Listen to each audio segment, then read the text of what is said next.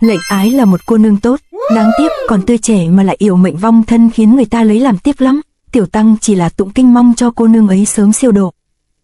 Nghe Linh Trí thượng nhân nói vậy, Hoàng Dược Sư giật bắn cả người, như tia chớp ông ta đã tới trước mặt túm lấy cổ áo của Linh Trí thượng nhân gào rú.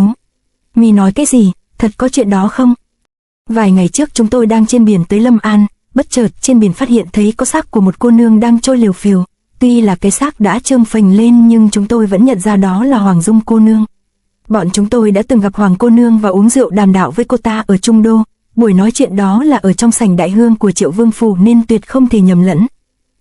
Nghe Linh Trí thượng nhân nói kể tường tận không vấp chữ nào làm Hoàng Dược Sư tin sái cả cổ. Ông ta thất thần buông tay khỏi người của Linh Trí thượng nhân. Vẻ mặt đau buồn của Đông Tà lúc này làm khí độ của ông ta tiêu biến đi hết. Mình Đào ám thương vốn không đấu lại Đông Tà, lời dối gạt nói con gái lão chết khiến tinh thần đại loạn, giúp chúng ta có cơ hội mà thừa. Lúc này còn không ra tay thì còn đợi đến khi nào? Bành Liên Hổ, Sa Thông Thiên, Hoàn Nhan Hồng Liệt nhìn nhau như đã hiểu ra chủ ý. Bọn họ cơ cảnh hơn Hầu Thông Hai nên đã hiểu ngay được mưu đồ của Linh Trí thượng nhân. Quần gian đánh mắt nhau ra hiệu ý muốn tập kích đánh lén Đông Tà. 5 người xúc thế, kẻ chảo người đao như sắp phát thì bỗng Hoàng Dược Sư ngửa cổ lên trời gào khóc. Hoàng Dược Sư dùng tiếng ca ai oán để trút vào đó nỗi đau mất con. Ông ta quán kình nội lực vào lời ca, lời vừa phát ra chấn tan mây gió thấu tận mây xanh. Những người nghe được lời ca thì lòng đau như cắt tim, đập như trống, cực kỳ khó chịu. Âm kình phát ra làm đám thảo khấu đinh tai buốt óc phải đưa tay lên bịt tai, không thể thực hiện được âm mưu ám toán. Công lực của Hoàng Dược Sư triển lộ làm đám quần gian sợ đến tụt quần. Bọn họ mất sạch ý chí chiến đấu, chỉ biết dốc toàn lực bỏ chạy cho xa cho nhanh khỏi chỗ này. Tiếng ca thán bi ai một hồi thì cũng dứt. Hoàng Dược Sư hai hàng lệ chảy dài, chẳng biết nói gì và nói với ai. Ông ta đứng đó nấc nghẹn, từng cơn cơ thể run rẩy như đứng giữa trời đông. Biểu hiện này có thể thấy là ông ta đang đau thương đến tận cùng. Đừng khóc, ông đừng có khóc. Chả hiểu sao cô Mốc lại không bị ảnh hưởng gì mấy từ pha hát hò kinh thiên động phách của Hoàng Dược Sư. Cô ta không hề tỏ ra sợ hãi ông ta mà tiến lại gần hỏi han an ủi. Hoàng Dược Sư nhìn đứa trẻ, lòng chợt dâng lên nỗi nhớ về sư đồ và con gái. Ông ta thầm tự trách mình đã quá hồ đồ. Ta trước giờ làm theo ý mình nên đã hại chết Dung Nhi. Sai lầm như này không thể để sai lần nữa. Đứa con côi này của Linh Phong ta phải tận tâm chăm sóc nó. Quay lại chuyện vui ở quán rượu nát. Lúc này ngoài cửa có một người bước vào. Người này chính là Dương Khang, đang đùa bỡn với gái. Thấy người tới làm Âu Dương Khắc cũng phải giật mình, nhưng trông ra thấy là người phe ta nên cũng không gấp. Dương Khang bước vào làm Mục Niệm Từ, Hoàng Dung và Quách Tĩnh như người chết đuối vớ được cây khô. Niềm hy vọng được giải cứu lại bùng lên trong ba người họ. Việc Dương Khang xuất hiện ở đây lúc này là có nguyên với do của nó cả. Trong lúc hỗn loạn chạy cùng đám Hoàn Nhan Hồng Liệt ra khỏi quán rượu thì trên đường Dương Khang chợt nhìn thấy bóng dáng của Mục Niệm Từ. Thấy Mục Niệm Từ thì Dương Khang trong lòng phát sinh nỗi nhớ, vì dù sao hai người cũng đã có chút dây dưa. Suy nghĩ tới lui cuối cùng không thắng được nỗi nhớ nên anh ta đã quyết định quay lại Nhiêu Gia thôn để gặp cô ta. Tiểu Vương gia cậu về rồi đấy à? Dương Khang thấy cảnh chéo ngoe thì chẳng nói chẳng rằng chỉ nhếch mép lên cười. Tiểu Vương gia mỹ nhân này khá lắm đấy à nha. Đúng, đẹp lắm, ngon cơm dày cùi. Hừ, y giả bộ như không biết ta như vậy là có ý gì? Âu Dương Khắc nói lời ma giáo nhưng Dương Khang lại không hề tức giận, còn tung hứng theo y. Lời nói này của Dương Khang làm Mục Niệm Từ hụt hẫng vô bờ bến.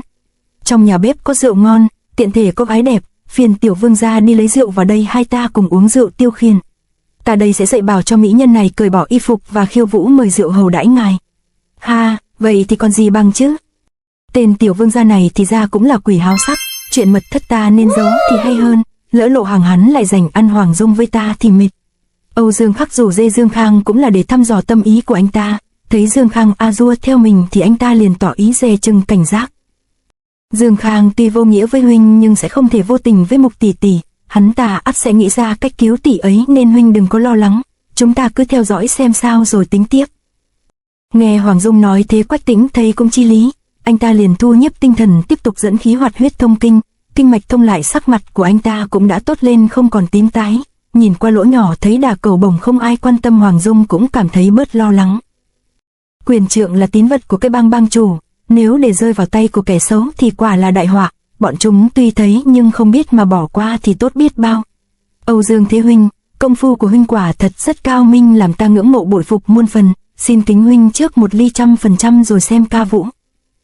Được Dương Khang tán tụng, Âu Dương Khắc thích chí vô cùng, y vừa cười vừa ngửa cổ lên nốc cạn bát rượu, dù ham vui là thế nhưng chảo của hắn ta vẫn bóp chặt cần cổ của Mục Niệm Từ. Tiểu vương gia, tôi thấy ngài có vẻ thích con bé này thì phải, quân tử thành nhân chi mỹ nên ta nhường để ngài chén trước.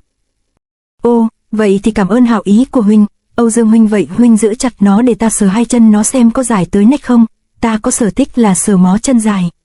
Tiểu vương gia đúng là đại hành giả, ta có một môn công phu bí truyền, đó là chỉ cần nhìn mặt con gái là biết toàn thân trên dưới như nào, he he. Thật vậy á? Âu Dương Phong cùng Dương Khang kẻ tung người hướng ra chiều cực kỳ ăn ý, qua lời nói thấy Dương Khang cũng là hạng ăn chơi phóng đãng nên Âu Dương Khắc càng thích thú. Theo ta thấy thì chân của ả này không nhỏ không lớn, là hạng trung bình, có thể nói là thuôn dài. Bội phục, ta bái huynh làm sư, xin Âu huynh truyền cho ta tuyệt kỹ này với. Vừa tán dương lời nhận xét của Âu Dương Khắc, Dương Khang vừa cúi người xuống gần chân Mục Niệm Từ. Trong lúc Âu Dương thế huynh uống hết một ly ta sẽ xem huynh phán có đúng hay trượt, hi hi. Được đó, ha ha. Mắt thấy tai nghe Dương Khang cũng cùng chi hướng với mình thì Âu Dương Khắc thích chi lắm, y ngửa cổ lên tiếp tục uống rượu dáng vẻ khoan thai.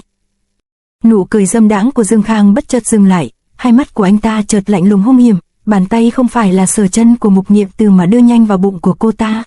Nhanh như cắt, Dương Khang rút ra đoàn kiếm có khắc hai chữ Dương Khang, anh ta nghiến chặt răng quán kình vào tay rồi đâm mạnh vào bụng của Âu Dương Khắc. Nhanh mạnh dứt khoát, chỉ với một lần ra tay Dương Khang đã cắt đoàn kiếm lút đến tận cán gọn gàng vào ổ bụng của Âu Dương Khắc.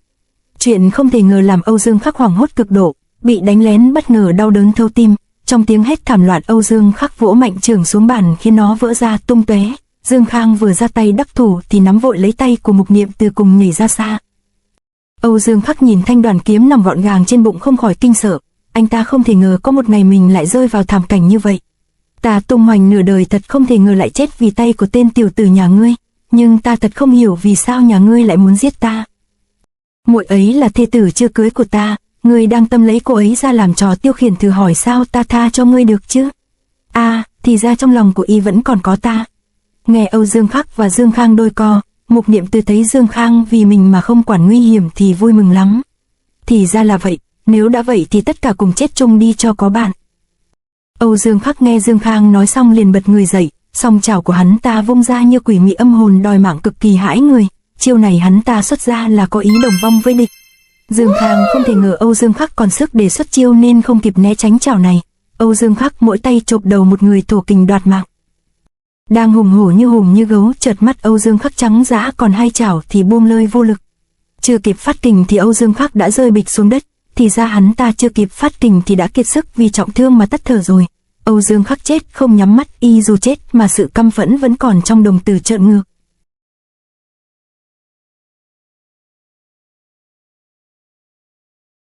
To be continued.